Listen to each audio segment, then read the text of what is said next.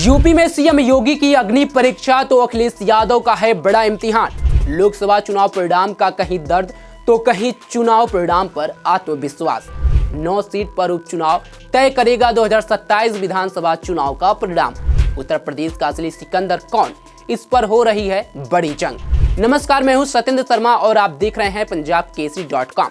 UP में 9 सीटों पर हो रहे विधानसभा उपचुनाव के लिए सोमवार को प्रचार का आखिरी दिन होगा। शाम 6 बजे के बाद प्रचार बंद हो जाएगा और बुधवार 20 नवंबर को सुबह 7 बजे से शाम 6 बजे तक मतदान होगा। नतीजे शनिवार 23 नवंबर को आएंगे।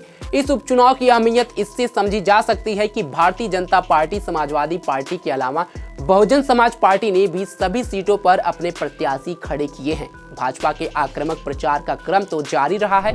पहली बार सपा मुखिया अखिलेश यादव ने भी उपचुनाव में सभी सीटों पर पसीना बहाया है। सीएम योगी एक सीट की रणनीति के साथ मैदान में उतरे।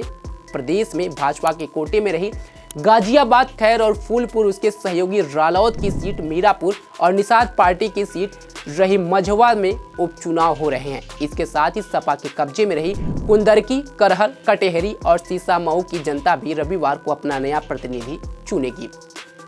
लोकसभा चुनाव में यूपी में कांटे की लड़ाई और विपक्ष को मिली बढ़त के लगभग 6 महीने बाद पश्चिम से पूरब तक यह चुनाव हो रहा है। इसलिए सत्ता पक्ष इसे मोमेंटम वापसी और विपक्ष मोमेंटम बनाए रखने के मौके के तौर पर देख रहा है। सभी 9 सीटों पर भाजपा और उसके स्टार प्रचारकों ने खूब पसीना बहाया है। भाजपा प्रदेश अध्यक्ष भूपेंद्र सिंह चौधरी और संगठन महामंत्री धर्मपाल सिंह ने जमीनी रणनीति और तैयारियों को बार बार परखा है। सीएम योगी आदित्यनाथ ने चुनाव की घोषणा के पहले ही सभी 9 विधानसभाओं में विकास योजनाओं के जरिए जमीन तैयार करने की कवायद शुरू कर दी थी। चुनाव की घोषणा के बाद भी उन्होंने सभी सीटों पर जनसभाएं की हैं। इस दौरान विकास कार्यक्रमों, गरीब कल्याण की योजनाओं के साथ ही एकता की अपील भी उन्होंने बटेंगे तो कटेंगे, एक रहेंगे तो नेक रहेंगे के अपने चिर परिचित नारे से की है। विकास संग हिंदुत्व की धुरी पर ही भाजपा की उम्मीदें टिकी हुई हैं। विधानसभा और लोकसभा चुनाव में असरदार रहे पीडीए यानी पिछड़ा, दलित और अल्पसंख्यक का दाव उपचुनाव में भी सपा ने खेला है। उम्मीदवारों के चयन में भी इसकी छाप दिखी है। पिछले उपचुनाव और इस बार में सपा के लिए रणनीतिक अंतर अखिलेश की सक्रियता का है। आजमगढ़ लोकसभा की अपनी खाली की गई सीट पर हुए उपचुनाव में भी सभा न करने वाले अखिलेश इस बार सभी 9 सीटों पर पहुंच रहे हैं, जिससे बाद में कोई पछतावा न बचे।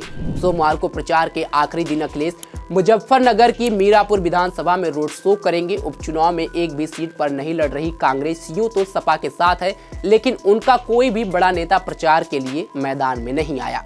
वहीं अपने 9 उम्मीदवार उतारने के बाद भी प्रचार के तौर पर बसपा के चेहरों के हिस्से उनके मुखिया मायावती के मुख्यालय से अपील ही आई है।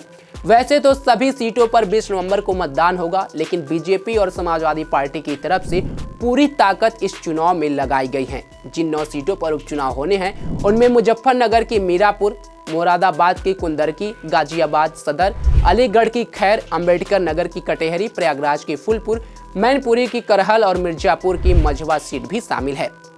सभी सीटों की ग्राउंड रिपोर्ट देखें तो बीजेपी की अगुवाई वाली एनडीए 6 सीटों पर मजबूत नजर आ रही है, जबकि समाजवादी पार्टी करहल सीट पर बढ़त बनाती दिख रही है। कानपुर की सीसामऊ और मुरादाबाद की कुंदरकी सीट पर इस बार कांटे की टक्कर देखने को मिल सकती है। सियासी और जाति समीकरण को देखते हुए बीजेपी गाजियाबाद, खैर, फूलपुर, मझवा और कटेहरी सीट अपनी झोली में डाल सकती है, जबकि मीरापुर सीट रालोद के खाते में जा सकती है। वहीं करहल सीट पर सपा के तेज प्रताप यादव अपने फूफा और बीजेपी प्रत्याशी अनुचेश यादव पर भारी पड़ रहे हैं।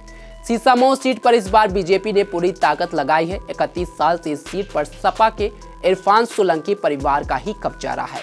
इरफान सोलंकी को सजा होने की वजह से इस सीट पर उपचुनाव हो रहा है। सपा की तरफ से उनकी पत्नी नसीम सोलंकी को प्रत्याशी बनाया गया है। उनके खिलाफ बीजेपी ने ब्राह्मण प्रत्याशी सुरेश अवस्थी को उम्मीदवार बनाया है। मुस्लिम बहुलित सीट पर दलित वोटर निर्णायक साबित होगा।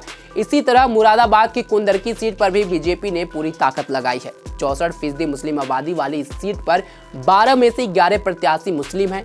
बीजेपी ने रामवीर सिंह को टिकट दिया है, जबकि सपा ने हाजी रिजवान को अपना उम्मीदवार बनाया है। वापसा और आसपा ने भी मुस्लिम प्रत्याशी उतारे हैं। बीजेपी को लगता है कि अगर मुस्लिम वोटों में बंटवारा होता है तो उसे फायदा मिल सकता है, लेकिन ये महज उपचुनाव नहीं है बल्कि महाजंग है। जो सीएम योगी और सपा प्रमुख अखिलेश यादव के बीच हो रही है। दोनों नेताओं की साख दांव पर लगी हुई है। परिणाम तय करेंगे कि यूपी का असली बाजीगर कौन है और इसे 2027 का सेमीफाइनल के तौर पर देखा जा रहा है। खैर, इस चुनाव को आप किस नज़र से देखते हैं और आपकी नज़र में इस उपचुनाव का बादशाह कौन बनेगा? कमेंट बॉक्स में जरूर बताएं। तमाम खबरों के लिए जुड़े रहे हमारे साथ और देखते रहें पंजाबकेसरी.com। धन्यवाद।